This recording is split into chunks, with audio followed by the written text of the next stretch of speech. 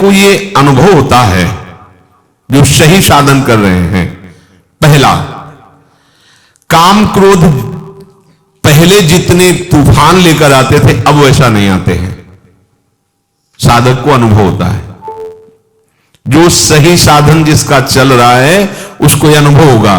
काम क्रोधादि दोष पहले जितना तूफान लेकर के आते थे, जितनी जल्दी जल्दी आते थे, अब उतना नहीं आते हैं। दूसरा, उनके वेग से जितना हम पहले दुखी होते थे उतना अब नहीं होते, अर्थात कम वेग से आने लगे हैं। तीसरा, पहले जितनी देर तक हम काम आदि के चिंतन में टिकते थे अब उतनी देर नहीं टिकते। ये तीन सुधार साधक में प्रारंभ से शुरू हो जाते हैं। देख लो अपने हृदय में, ये तीन सुधार प्रारंभ हो जाते हैं जिसका सही साधन चल रहा है। पहला, काम क्रोधादि दोष पहले जितनी जल्दी आते थे, जितना तूफान लेकर के आते थे, अब उतना नहीं आते। दूसरा, जितना व्यथित करता था वेग, हमें परेशान दुखी करता था, आता है पर उतना नहीं दुखी होते, वेग सहने लगे हैं। तीसरा, बहुत देर तक बहुत समय नष्ट होता था, इनमें लड़ाई होती थी, अंदर से चिंतन होता था, व्याकुलता होती थी, अब उतना नहीं, गया, आया, विवेक से नष्ट कर दिया। उपासक में अगर ये तीन बातें आने लगी हैं तो ये मिट जाएंगे, धैर्य रखिए। अगर ये तीन बातें आपके अंदर आ रही हैं, आपको दिखाई दे रहा सुधार है, तो अब इसका आखिरी कनेक्शन है, मैं शरीर हूं या शरीर मेरा है, काट लो, ये सब खत्म हो जाएगा। पर पहले ही आएगा, क्योंकि साधना प्रारंभ शरीर को लेकर के ही होती है, और इनकी बिल्कुल भी स्फुरना ना रहे, इनसे संबंध रखना नहीं है, तभी इनकी स्फुरना बंद होगी। मन बुद्धि में तदात्म, शरीर में तदात्म, फिर आप इनको जीत ले, ऐसी सामर्थ्य आप में नहीं है। जैसे जैसे भजन मार्ग में आगे बढ़ते हैं वैसे वैसे कम होते जाते हैं। जहां एक काम आदि विकार कम होने लगे तब साधक को परमात्म शक्ति का और अनुभव होता है। उसी शक्ति से, विवेक शक्ति से शरीर संबंध को ही हटा देता है। भाई कोई शरीर थोड़ी हुई जो मांग हो रही है अंतःकरण और शरीर की है, नहीं, इसको धर्म में लगाना है, प्रभु में लगाना है, नहीं नहीं, शरीर राग मिटा, विकारों की कोई गुंजाइश ही नहीं है, तभी वो रास विलास का अनुभव करता है। पांचों भूले देह शुद्धि, तब छठी भावना रास की। पहले तो ये प्रपंच हटे ना, ये राग हटे ना भोगों का। कभी कभी साधक को ऐसा प्रतीत होता है कि काम क्रोध का वेग पहले से भी अधिक आ रहा है। इसका दो कारण हो सकता है। पहला है कि आपको साधन करते हुए कोई भारी कुसंग हो गया। देख लीजिए, साधन करते हुए आप में कोई कुसंग जागृत हो गया, किसी ऐसे दृश्य को देख लिया, ऐसा संभाषण कर लिया या कुछ ऐसा, तो आपको लगेगा कि पहले से भी भयंकर विकार आ गया, कुसंग। अगर ऐसा नहीं हो, आपका साधन ठीक चल रहा है और फिर आपके अंदर ये बात आई है, तो कह रहे हैं कि जब भोगासक्ति मिटती है तो साधक की बुद्धि पवित्र होती है। पवित्र बुद्धि में थोड़ा भी स्फुरण पहाड़ जैसा नजर आता है, थोड़ा भी दोष उसे बर्दाश्त नहीं होता। अपवित्र बुद्धि में पहाड़ जैसा दोष भी तिनके के भी समान नहीं लगता। पवित्र बुद्धि में तिनके के जैसा दोष पहाड़ जैसा लगने लगता है। वो साधक हाय हाय करने लगता है कि पहले इतना गंदा नहीं था जितना आप गंदा विचार आता है। ये उसकी बुद्धि की पवित्रता है। दो बात ध्यान रखना है। पहले तो तुरंत हमें देखना है अपनी दिनचर्या में कि कोई दृश्य का कुसंग, शब्दों का कुसंग, व्यक्ति का कुसंग, भोजन का कुसंग तो नहीं हो गया जो हमारे अंदर इतनी विकार की वृत्ति आ गई। अगर आप निर्णय कर लिए कि नहीं ऐसा नहीं है, तो फिर आप निश्चिंत हो जाओ, ये आपकी बुद्धि की पवित्रता है जो आपके थोड़े से भी दोष को पहाड़ जैसा दर्शन करा रही है। अंतःकरण जैसे जैसे शुद्ध होता है तो साधक को थोड़ा सा भी विकार सहन करने की वो असहनशील हो जाता है। ऐसी बात कैसे आ गई मेरे हृदय में? ये पवित्रता का लक्षण है। ऐसा कैसे हो गया, मेरा मन कैसे राजी हो गया, नहीं हाय हाय मच जाता है, ऐसा कैसे हो गया। तो उसको लगता है कि बहुत हमारी बुरी दशा है, यद्यपि उसकी बहुत पवित्र दशा, अंतःकरण इतना निर्मल हो रहा है कि वो छोटी सी स्फुरणा को भी बर्दाश्त नहीं कर पा रहा है।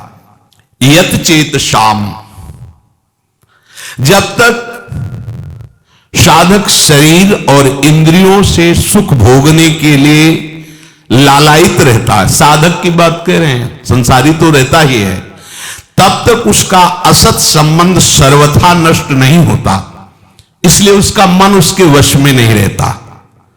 और जब साधक भगवत रस प्राप्त करने का लोलुप हो जाता है तो उसे शरीर और भोगों से संबंध मिटाना ही होता है, या स्वाभाविक मिटने लगता है, तब उसका मन निर्मल हो जाता है।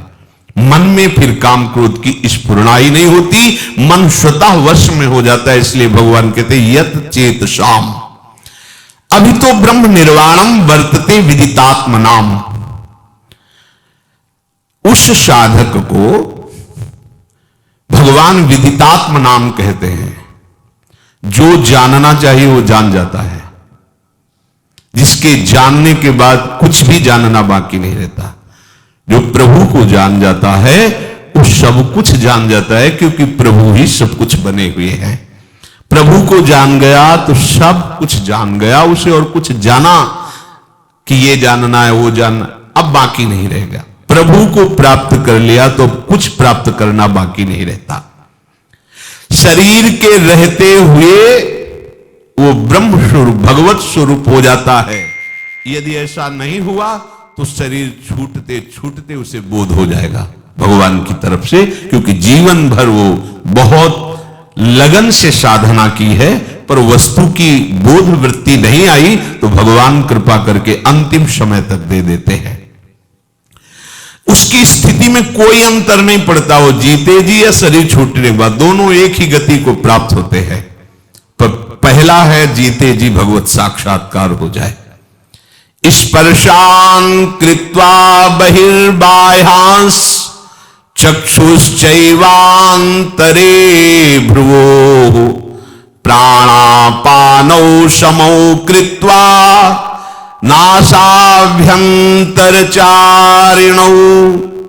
यतेन्द्रिय मनो बुद्धिर मुनिर्मोक्ष परायणः विगतेच्छा भय क्रोधो यह सदा मुक्त एव सः। बाहर के किसी भी पदार्थ का जो अंदर चिंतन नहीं करता, ध्यान दीजिए बहुत बढ़िया बात है, हम अधिकतर बाहर के ही चिंतन में अपना समय नष्ट कर देते हैं। मंत्र चल रहा है पर चिंतन सब बाहरी हो रहा है, प्रकृति का, किसी वस्तु का, किसी व्यक्ति का, किसी स्थान का। आप देख लीजिए, हमें उपाय करना है बाहर के चिंतन को छोड़ करके अपने आराध्य देव के चिंतन में, बाहर के पदार्थों का, व्यक्तियों का, व्यवहार का चिंतन छोड़ करके। अब इस पे ध्यान दीजिए कि आप जब भगवत चिंतन कर रहे हैं उस समय आपका चिंतन क्या होता है। देखिए, कोई बाहरी व्यक्ति होगा, कोई वस्तु होगा, कोई स्थान होगा, अभी ठीक चिंतन नहीं है। बाहर का चिंतन बाहर छोड़कर अपने आराध्य देव की चिंतन, ये तभी हो सकता है जब हमारा कोई संबंध नहीं, कहीं भी हमारा किसी भी व्यक्ति से, अच्छा आप ऐसा, अच्छा अमुक वस्तु, वो हमारे चिंतन में आ गई। अब हमें भगवत प्राप्ति करनी है तो बाहर के व्यक्ति, वस्तु, स्थान का चिंतन बाहर ही छोड़कर अपने आराध्य देव का चिंतन करना है। उपासक को अब अपना सेवा धर्म है, इसलिए इसकी विशेष आवश्यकता नहीं, उठते बैठते चलते फिरते नासिकाग्र दृष्टि रखनी चाहिए। यह शास्त्रों का स्पष्ट आदेश है, बहुत सी जगह यह आदेश दिया गया है, संतों ने भी ऐसा आदेश किया है। साधक को ऐसे देखने का नहीं है, संभाषण भी ऐसे, चलना भी ऐसे, किसी के नेत्रों में नेत्र मिलाने का आदेश कहीं शास्त्र साधक को नहीं देता है। नासिकाग्र दृष्टि रखे, इतनी दूर, बस आंख खुली हुई है। जब यहां आप एकाग्रता करोगे तो यहां शुरू हो जाएगा मंत्र। यहां आपको महसूस होगा कि आज्ञा चक्र आपका खुल रहा है। नेत्रों की दृष्टि नासिकाग्र, तो भौहों के बीच चिंतन प्रारंभ हो जाता है। बहुत इससे बल मिलता है। आप आंख मूंद करके मंत्र का चिंतन न करें, आंख खोलिए और ऐसे रखिए, तो आप देखिए फिर आप अक्षर अक्षर आपको दिखाई देने लगे। पर ब्रह्मचारी है तो ही टीक सकता है, नहीं तो जब ऐसे करोगे तो फटने लगेगा सर। इसके लिए हमें पावर चाहिए, वो ब्रह्मचर्य ही आपको पावर। अरे ये सब भगवत मार्ग की जितनी वृत्तियां हैं, इनसे एक एक वृत्ति संभालनी होती भगवत प्राप्ति के लिए। अब गाड़ी को तभी आप मार्ग में दौड़ा सकते हैं जब बढ़िया उसको पेट्रोल और डीजल आदि जो भी उसको चाहिए है। अब विषय भोगों में रत तो कहा जाए नासिकाग्र लगा तो सो जाओगे, या तो सर दर्द करने लगेगा, नासिकाग्र दृष्टि नहीं रख सकते। मेरुदंड सीधी रखिए, कैसे रख सकोगे मेरुदंड, पावर ही नहीं रह गया शरीर में। सावधान रहिए, भगवत प्राप्ति के लिए शरीर है। नासिका में विचरने वाले प्राण और अपान वायु को सम कर ले, ये योग के द्वारा भी होता है और भजन के द्वारा भी होता है। जब कभी भाव आएगा, आवे तो अभी तो बेभाव हम चल रहे हैं, जो विषय आया हमें खरीद ले गया। बेभाव हमारा कोई मूल्य नहीं है, छोटी छोटी बातें हमें खरीद लेती हैं, छोटे छोटे विषय हमें गिरा देते हैं, भाव ही नहीं है। जब भाव आएगा तब आप देखना, केवल आराध्य देव रहेंगे, दूसरा उसको देख ले, उसकी श्वास, उसके शरीर की स्थिति। जब गाढ़ भाव आएगा तो सीधा है प्राण अपान अपने आप सम होने लगेंगे। भजन में बहुत बड़ा बल, उसे फुस फुस करने की जरूरत नहीं, प्राणों को सम करने के लिए। सम स्वरूप प्रभु है, जो भी उनका चिंतन होगा तो आपका सब कुछ ठीक हो जाएगा। एक भजन से ही कुंडलनी जागृत हो जाती है, भजन से ही प्राण अपान व्यान समान उदान पांचों प्राण पवित्र हो जाते हैं। भजन से ही सब जितनी सिद्धियां प्राप्त, जो चाहे वो सब भजन से प्राप्त हो सकता है। खूब नाम जप करे, खूब प्रभु के लीला गायन करे, इससे अपने आप सब सम आ जाएगा। विचार सम हो जाएंगे, बुद्धि सम हो जाएगी, प्राण सम हो जाएंगे, विषम संसार को जीत कर समता में स्थित हो जाओगे।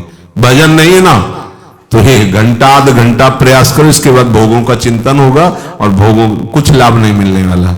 इसलिए कह रहे जोग कुजोग ज्ञान अज्ञानु जहां नहीं राम प्रेम प्रधानु। स्पर्शान कृत्वा बहिर्बाह्यान, अपने आराध्य देव के सिवा और कुछ चिंतन न हो, ऐसा उपाय करो। बाहर के चिंतन को बाहर ही छोड़कर अपने लिए तो बहुत बढ़िया उपासना पद्धति मिल गई। कोई भी पदार्थ जो हमें बहुत प्रिय लग रहा है, देखा तत्काल श्री जी को, श्री जी के लिए तुरंत उसे प्रभु से जोड़ दो, बच गए। अगर आपके चिंतन में भी कोई वस्तु आ रही है और आपकी सेवा सामग्री नहीं, आपका कोई संबंध नहीं, तुरंत उसमें भगवत भाव लाओ। इस वस्तु के पहले प्रभु थे, इस वस्तु के बाद भी प्रभु रहेंगे, तो बीच में प्रभु ही है। जय हो प्रभु, आपका भजन बन गया। अपने को ज्यादा ये झगड़ा नहीं करना है कि नहीं इस वस्तु का चिंतन ही नहीं होना चाहिए। अगर हो रहा है तो तत्काल उसको सहज भाव में लाओ। कोई भी वस्तु, कोई भी व्यक्ति इस स्वरूप में आने के पहले भगवत स्वरूप ही था, इस स्वरूप के मिटने के बाद भी भगवत स्वरूप रहेगा, तो बीच में वो भगवत स्वरूप ही है, हम देख नहीं पा रहे हैं। ऐसा जहां चिंतन किया तो उसका चिंतन भी भजन बन जाएगा, वो आपको भगवत विमुख नहीं करेगा। प्रभु के सिवा सब पदार्थों को बाह्य ही छोड़ दे, अर्थात अपने आराध्य देव के सिवा और कोई चिंतन ना हो। कैसी गाढ़ स्थिति गोपी जनों की है। विक्रेतु कामा खिल गोप कन्या मुरारि पादार्पित चित्तवृत्ति दध्याधिकम मोह वशाद वोचद गोविंद दामोदर माधवेति। जा रही दही बेचने, चित्त में समाये हुए हैं ललित त्रिभंगी श्याम सुंदर, तो कह रही कोई गोविंद ले ले, कोई दामोदर ले ले, कोई माधव ले ले। तो सब जो सुनने वाले हंस रहे, तो उनको लगता है हंस क्यों रहे, उनकी यही है कि हम बेच रही दही, लेकिन ध्यान में श्याम सुंदर उरसी बनमाल। तो वो यही कह रहे, कोई दही ले ले की जगह बोलते कोई गोविंद ले ले, कोई दामोदर ले ले, कोई माधव ले। ऐसा क्यों बोल रही? बोले मुरारी पादार्पित चित्त वृत्ति, एक एक वृत्ति भगवदाकार है, इसलिए उपासक को बाह्य पदार्थों के चिंतन से हटना चाहिए।